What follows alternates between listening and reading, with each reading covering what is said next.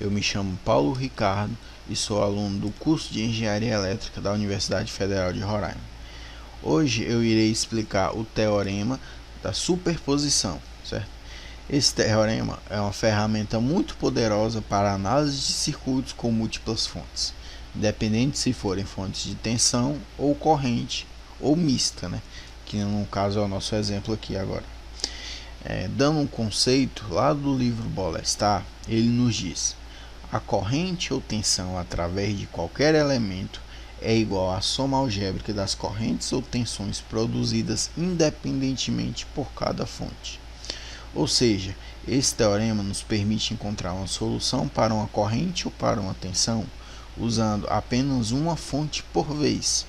Assim, trabalharemos com circuitos mais simples e a soma algébrica será o nosso resultado, certo?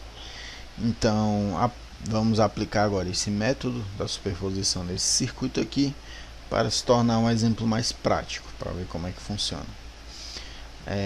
Inicialmente, eu começarei pela nossa fonte de tensão, certo? Então, redesenhando o circuito aqui apenas com a nossa fonte de tensão, a gente mantém todos os resistores intactos, em suas respectivas posições e seus respectivos valores. Aqui 36 volts, 12 ohms, 6 ohms, certo?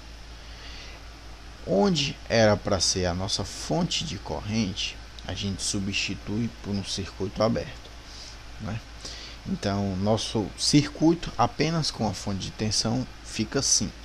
Agora, vamos calcular nossa corrente através do resistor de 6 ohms, que é o nosso ponto A e B aqui, que será a nossa carga.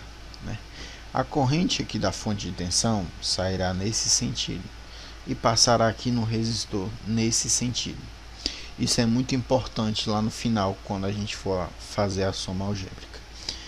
Então, fazendo cálculos aqui, eu vou chamar essa corrente de I'. Nossos resistores de 12 e de 6 ohms estão em série com a nossa fonte, Tá um circuito série aqui, com apenas uma fonte.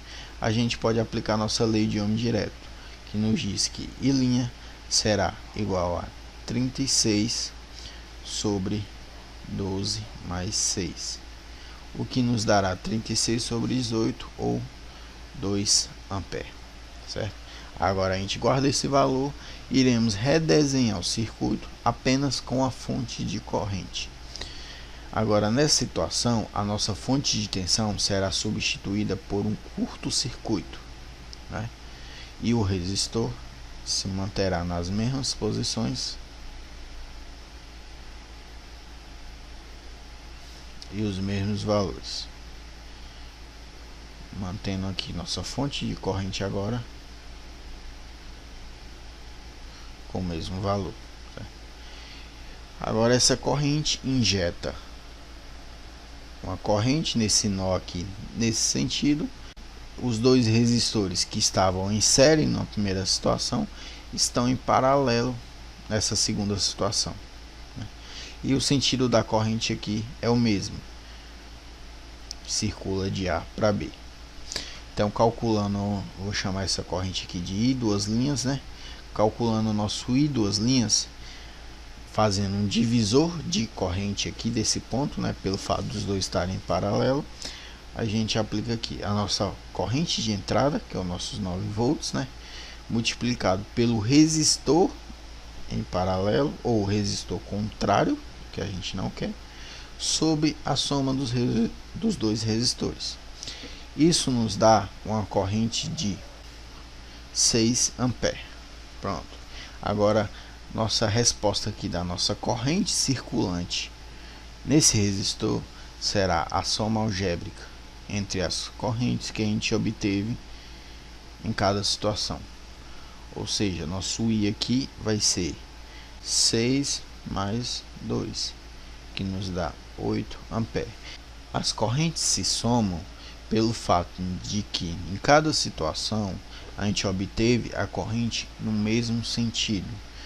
Então, se elas tivessem sentidos opostos, ela ia se subtrair. E o sinal ia estar dependendo da nossa consideração em relação ao ponto A e B.